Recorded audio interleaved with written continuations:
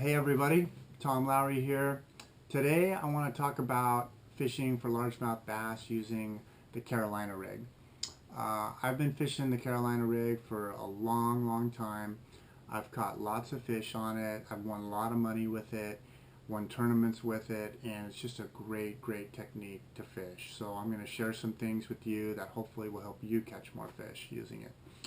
When we're talking about the Carolina rig, we're talking about using a large weight followed by a long leader and then a hook and the plastic bait of your choice. When I say a large weight, I'm talking about a 3/4, 1 ounce, 1.5 ounce weight. Typically 90% of the time I'm using a 1 ounce weight, and it's just an egg sinker like that. Then I'm using a bead just below it.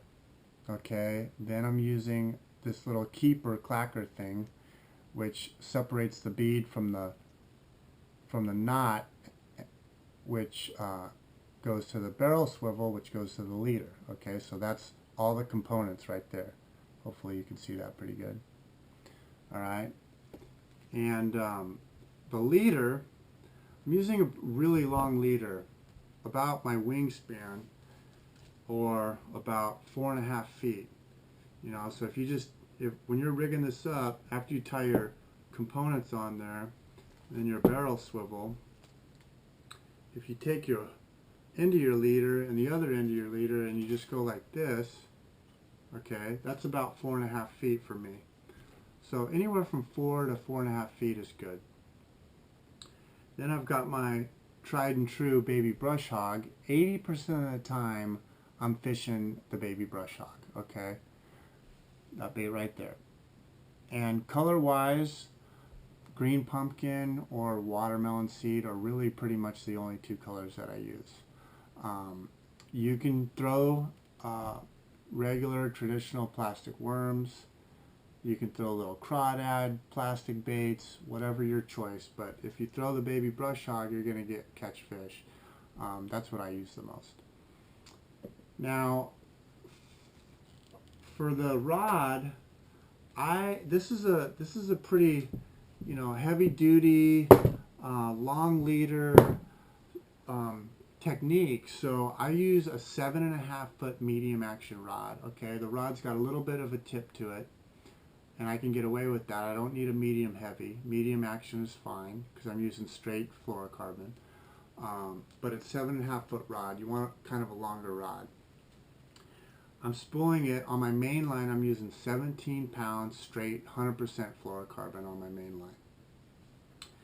And for the leader, I drop down to either a 12 pound or 10 pound monofilament leader. I use a monofilament leader because monofilament floats. It doesn't sink like the fluorocarbon does.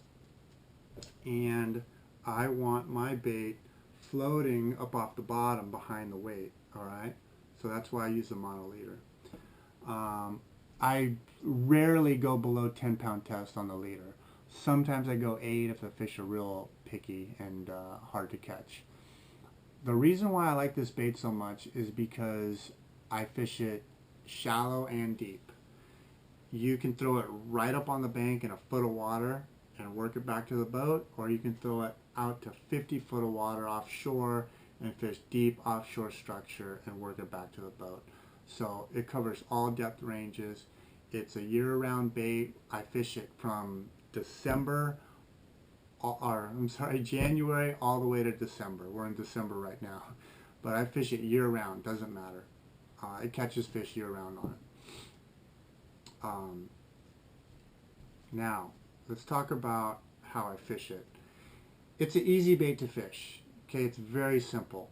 If you haven't fished it before or you're not familiar with it, it's a little intimidating at first. It can be intimidating because you've got this heavy weight, you've got this long leader, you've got this long rod, and it's a little awkward to cast until you get the hang of it. Okay, but once you do, it's awesome. Super awesome. So don't be afraid. Don't be afraid to rig this thing up and go out there and just huck it out there as far as you can and work it back. So let's talk about that. So it can be intimidating because when you're first using it, you might be thinking to yourself, man, this thing's so heavy and it's going to get stuck all the time and it just feels bulky and awkward, and is a fish really going to bite this? And I'm here to tell you, yeah, they're really going to bite it. They're going to rip the rod out of your hands with some of the bites you're going to get. So don't be afraid how it's so heavy. It's not a finesse technique. It's a technique to fish in structure. Fish in structure and call those fish to the bait and they eat it. So I just drag it. When I fish this bait, I throw it out and I let it sink to the bottom and I just drag it on the bottom. I don't swim it, I don't shake it, I don't hop it, I just drag it on the bottom. And when I drag it on the bottom, I drag it using very short 2 to 3 foot pulls, okay? So not big long pulls, not big long continual pulls. I just use short pulls and I stop the bait.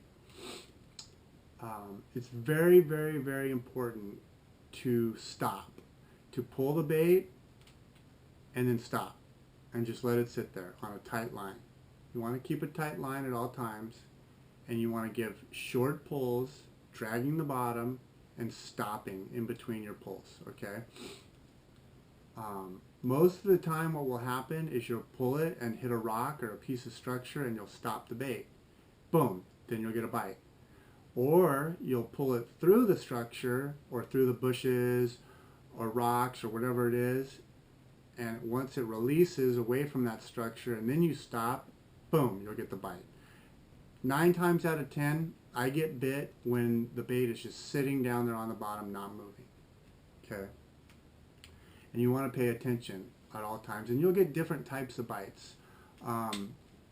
Sometimes you'll get those real ferocious worm bites where you're pulling it and you stop the bait, you got a tight line, you just feel that hard thump. You just feel thump thump, and fish takes off with it. You'll feel it. Other times you won't feel a thing. Fish will just suck it in. You'll go to pull up on the bait and you'll just have resistance. And it'll feel like a wet sock, okay? And it'll just keep coming and coming, and then finally it'll start pulling back. And there you go, you got a fish. When you do get a bite, you want to make sure that you set the hook correctly. If you're way up here, if your rod's pointed up at the sky and you get bit and you try and set the hook, you're going to miss the fish. What you want to do when your rod's way up high and you get bit, you want to stop. You want to reel down the slack, okay? Reel, all the way down till your rod's close to the water. You got a tight line. You feel that resistance. That fish is on there. Then you want to swing and set the hook hard. As you set the hook, keep reeling because you have a lot of line out there. You have that long leader. When you set the hook, as your rod is loading up on that fish, you want to keep reeling. Once it's totally hooked, your rod's bent over, you've got the fish hooked, you can slow it down and just fight the fish back to the boat. But you want to get a nice, good hook set, get that fish hooked. A lot of times, the last thing I want to leave you with about this rig is that I tell people, make sure when you're throwing the Carolina rig, you don't let the rig fish you, you fish the rig. And what I mean by that is because it's such a heavy bait and because it does sometimes have a tendency to get stuck a lot, if you're too gentle with it, you're going to have problems. You need to be aggressive with it. So when it gets stuck, just pop it. Just pop it off those rocks. Put it on a slack line, give a slack line, and pop it through those rocks. If you try and get it unstuck on a tight line, it's not going to go anywhere. It's not going to move. So if you get stuck, give some slack line and just aggressively, violently pop it and shake it. And a lot of times it comes out. And then when you're fishing it too, just drag it through those rocks. Just control the bait. Don't let the bait control you. You need to control the bait. So hopefully that makes sense. Hopefully that helps you out. If you haven't fished it before, rig it up, go out to your favorite lake and throw it at all depths. You'll be surprised what you catch. You'll get a lot of bites, and I hope this helped. Thanks for tuning in, and be sure to check out my website, tomlowryfishing.com, and all my other videos on this YouTube channel. Thanks a lot.